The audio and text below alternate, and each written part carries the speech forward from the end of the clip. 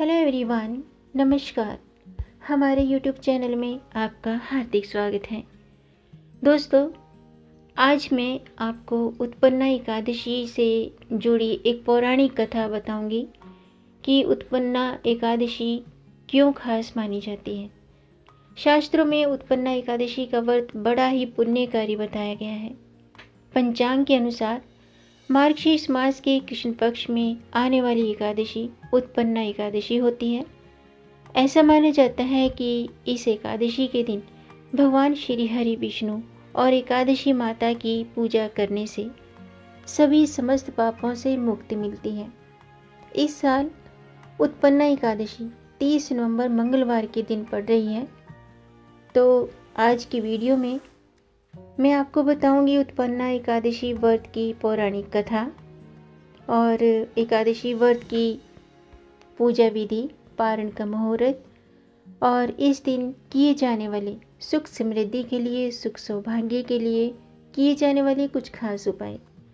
तो वीडियो शुरू करने से पहले दोस्तों, आपसे एक खास बात, अगर आप इस चैनल पर नए आए हैं और पहली बार आए हैं तो इस चैनल को सब्सक्राइब कर दीजिए और बेल आइकन बटन प्रेस कर दीजिए ताकि आने वाली वीडियो देख सकेंगे आप सबसे पहले। और जिन्होंने चैनल सब्सक्राइब कर दिया है उनका दिल से आभार, बहुत बहुत धन्यवाद दोस्तों। इसी तरह इस चैनल के साथ जुड़े रहिएगा, ये आपका अपना चैनल है। और वीडियो को अंत तक ज़रूर देखिएगा ताकि कोई भी जानकारी छूट न जाए, क्योंकि दोस्तों आधी अधूरी जानकारी से पूरा लाभ नहीं मिलता है, इसलिए हमारे साथ अंत तक बने रहिएगा। तो आइए शुरू करते हैं। दोस्तों, हिंदू धर्म ग्रंथों में एकादशी को एक पवित्र पर्व के रूप में माना जाता है और प्रत्येक माह में 2 एकादशी आती हैं, जिसमें से एक शुक्ल पक्ष की एकादशी होती है, दूसरी कृष्ण पक्ष की। एकादशी का शुभ फल प्राप्त करने के लिए इस व्रत का अनुष्ठान, पूजा पाठ और शुभ मुहूर्त में पूजा करनी चाहिए। उत्पन्ना एकादशी का व्रत पूरे नियम, भक्ति भाव और विश्वास के साथ व्रत रखा जाता है। ऐसा माना जाता है कि उत्पन्ना एकादशी का व्रत रखने से अश्वमेघ यज्ञ और तीर्थ स्थानों में स्नान दान करने से जो पुण्य फल की प्राप्ति होती है, वो सभी पुण्य फल प्राप्त होते हैं। उत्पन्ना एकादशी व्रत में श्री विष्णु की पूजा का विधान है। आइए अब जानते हैं उत्पन्ना एकादशी की तिथि और शुभ मुहूर्त क्या है। साल 2021 में उत्पन्ना एकादशी 30 नवंबर मंगलवार को है। एकादशी तिथि प्रारंभ होगी 30 नवंबर प्रातःकाल 4:13 पर। एकादशी तिथि समाप्त होगी 1 दिसंबर प्रातःकाल यानी कि सुबह 2:13 पर। उत्पन्ना एकादशी व्रत का पारण का जो शुभ मुहूर्त है वो 1 दिसंबर प्रातःकाल 7:34 से प्रातःकाल 9:02 तक है। अब मैं उत्पन्ना एकादशी की व्रत कथा शुरू करती हूँ, आप भी ध्यान से सुनिएगा। दोस्तों, उत्पन्ना एकादशी की कथा के अनुसार सतयुग में मरु नाम का एक असुर था जो बहुत ही अत्याचारी था। मरु नाम का इस असुर ने देवलोक में सभी देवों को परास्त कर भगा दिया था और इंद्रदेव को अपना बंधक बना लिया था। सभी देवता अपनी इस समस्या को लेकर भगवान शिव के पास गए और तब भगवान शिव ने उन्हें क्षीर सागर में भगवान श्री विष्णु के पास जाकर उनसे सहायता मांगने का आदेश दिया। सभी देवता क्षीर सागर पहुँचे और विष्णु जी से अपनी व्यथा बताई। भगवान विष्णु ने स्वयं रणभूमि में जाकर असुर मरु से युद्ध शुरू किया। कहते हैं कि यह युद्ध 10,000 वर्षों तक चला। तभी दैत्य सेना मारी गई, लेकिन मरु ने हार नहीं मानी और घायल होने के बाद भी श्री विष्णु से युद्ध करता रहा। भगवान विष्णु ने जब मरु को घायल अवस्था में देखा तो वे बद्रिकाश्रम में की हेमवती नामक गुफा में विश्राम करने चले गए। जब श्री विष्णु योग निद्रा में थे तब मरु उनका पीछा करते हुए वहां पहुंचा और जैसे ही उसने भगवान को मारने का प्रयास किया तभी वहाँ एक प्रकाश पुंज उत्पन्न हुआ। उस प्रकाश पुंज से एक देवी प्रकट हुई और उस देवी ने मुरु असुर का वध कर दिया, जिससे एकादशी देवी प्रकट हुई और देवी ने उस दैत्य का वध कर दिया। माना जाता है कि वह देवी श्री विष्णु के शरीर से ही उत्पन्न हुई थी।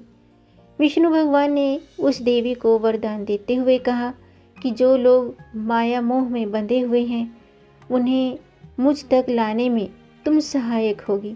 तुम्हारी पूजा अर्चना करने वाले भक्त हमेशा सुखी और समृद्ध रहेंगे।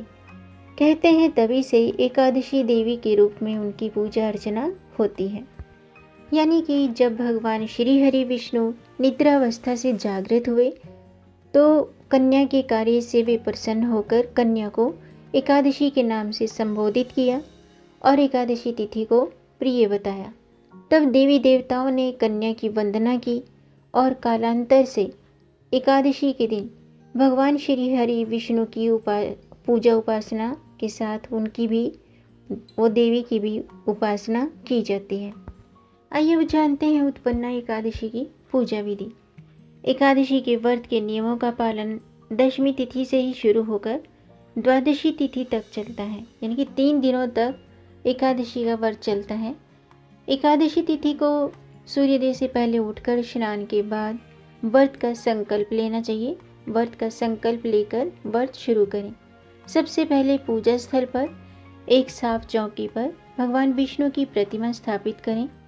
अब पूजा में भगवान विष्णु को फल फूल नैवेद्य अर्पण करते हुए धूप दीप दिखाकर विधि विधान से पूजा करें। मार्गशीर्ष माह में कृष्ण पूजा का खास महत्व होता है, इसलिए पूजा के समय कृष्ण भगवान की भी पूजा जरूर करें। पूजा में विष्णु मंत्रों का जाप करके एकादशी की व्रत कथा पढ़ें या सुनें। व्रत कथा पढ़ने सुनने के बाद सभी में प्रसाद वितरण करें और अगले दिन द्वादशी तिथि को ब्राह्मण को दान दक्षिणा देकर व्रत का पारण करें।